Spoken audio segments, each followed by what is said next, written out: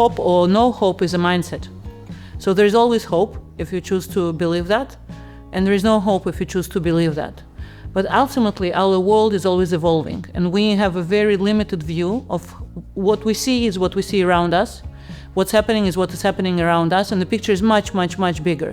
So I believe, of course, there is hope. What gives me energy is ability to participate in that hope and to build with that hope. Yeah, and I think in my view, yes, I agree. Hope is a mindset, and but we live in a world which is finite and also shaped by reason, and that world is actually doesn't bring much hope, and it takes sometimes a period of disruption that the one we see today to crack this finite world made of reason to connect with infinity and hope, and I think it is we are made of dust of eternity and dust of hope. So in a sense, bringing back hope into periods of disruption is a way also to reconnect with our profound identity, and to that extent, hope is not just an illusion, or it's not just something that is hiding reality. It's a state of mind, and it's a choice. And but without hope, we cannot do much. So yes, I think there is hope, and there is hope even in the most dark places, in the dark times of our history. And I really hope that actually what we are carrying here will actually bring this dust of hope that we can share with others.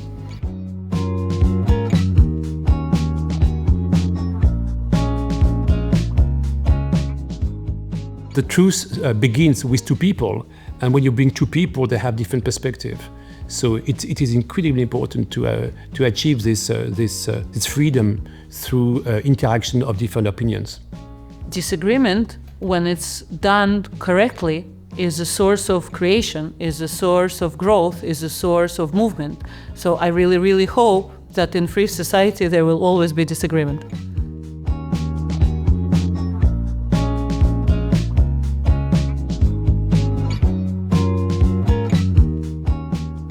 Want to take that one?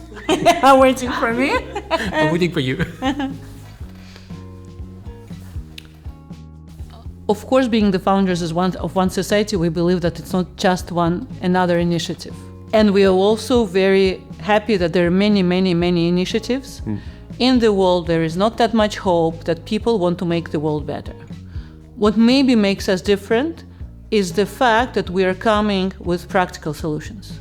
I think the words of unity, the words of the need for the more harmony, the words of the world that needs to be better and not so extreme are nice words. But I think what we are bringing actually is the fact that we bring a know-how of how to make that happen on every level. Yeah, and I agree with this. I mean, of course, as founders of this initiative, and I think we are also reaching a stage in our life that we just don't launch a new initiative for the sake of launching a new initiative. The reason why we're doing this, we believe that we carry something which actually the world needs, and we are more we are more the messenger than the message itself. And it's not a new message actually. It's a very old one which actually goes back 2,000 years behind, because the principles that hold society together have not changed much, but we tend to forget them generation after generations. And now what it means today to establish a good society, an ideal society, is not the same as how 200 years ago. These principles have to be reinterpreted every generation. And the beauty is often in the journey and not in the destination. And in this case, we believe this journey actually has the power, the potential to bring about components of an ideal society. That's what actually keeps us excited and hopeful.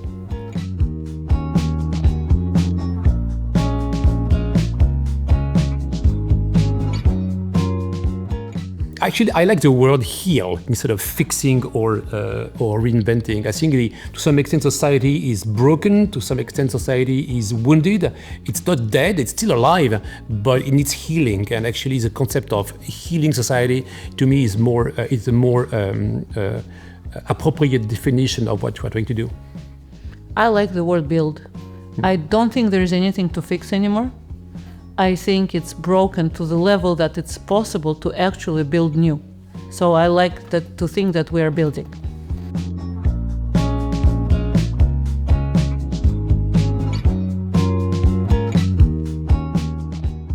You want to do that? Okay, let me start. We do a lot of things, but we do them under one umbrella. We believe that just society is possible. What do we mean by just society? We believe that the society which can be flourishing, which can be renewing, and which cannot look at the current crisis and say, oh, this is such a difficult crisis, let's try to survive that. We don't think surviving is enough. What we believe is that it's possible to actually thrive. How do you thrive? You first need to change a mindset. What we bring, we say, there is a way that we see the world, and we want to implement that way in many different spheres. We want to implement that way which is based on the importance of identity and the importance of mutual relationship. We want to teach that in the universities, and that's what we do because we want the mindset of the new leaders to change. We want to bring it to the cities, and we work with cities to make sure that their model is based on those principles. We work with companies to make sure that they thrive and are robust based on those principles. So we operate in those three areas.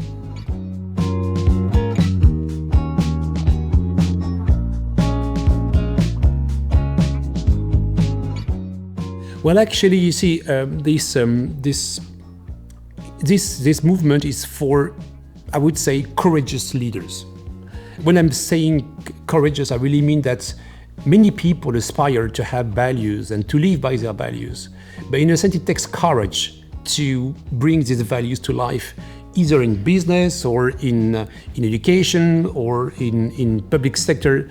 And so we are looking for leaders who are willing to lead differently from a place of authentic identity, authentic belonging, but also willing to practice relationship not through power or transactional relationship, but through mutual relationship. Because we fundamentally believe, and it's not just a belief, it's also a fact that when we are practicing this kind of relationship with others, we achieve a higher level of harmony, prosperity, and also of well-being. But we are, in a sense, looking for leaders who are willing to lead this way. I want to add something. Leaders will need to understand, because the world changed so dramatically, because the disruption is so huge, the crises are so big, there's no one single leader that will be able to lead alone. It becomes a complicated business to be a leader, because leaders are used to being in the front, the leaders are used to be the only one. Leaders are used to being the front of everything. What we want to bring is the model of how leaders can work together, because in the complicated world that we live in, no one single leader will be able to solve the level of the problems that we have to deal with now. So we're bringing a model of how to work together and to make the world thriving. In a sense also we are, I'm glad you mentioned this point, because we are not looking for leaders in a traditional way. And sometimes even the word leaders is misleading, because it implies that we are looking for people with charisma and power and knowledge. No, we're looking for people who are capable of sometimes even being vulnerable and also open up to possibilities. And I like this expression of, which is actually to lead with the left hand. So you see, there is this expression that most people like to lead with the right hand, the hand of strength, of fortitude, etc. But sometimes the good leaders are the ones who are a bit clumsy, but they are the ones who actually achieve a higher level of belonging and authentic identity, and also higher level of value creation. That's actually a type of leadership we're looking for.